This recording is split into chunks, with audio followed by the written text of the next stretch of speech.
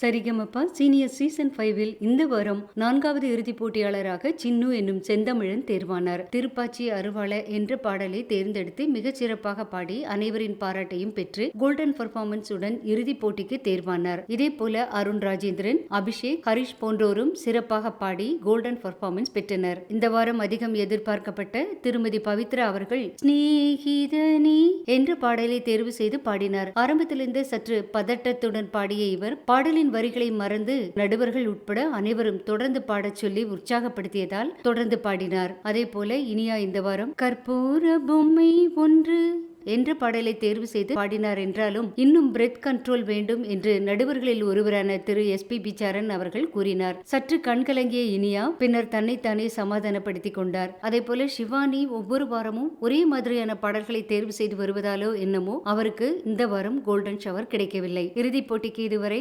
சுஷாந்திகா, ஸ்ரீஹரி, சபேசன் மற்றும் சின்னு தேர்வு செய்யப்பட்டுள்ளனர். இன்னும் இருவரே தேர்வு செய்யப்பட வேண்டிய நிலையில் அந்த இடங்களை கைப்பற்ற போவது யார் என்பதை பொறுத்திருந்து பார்ப்போம்.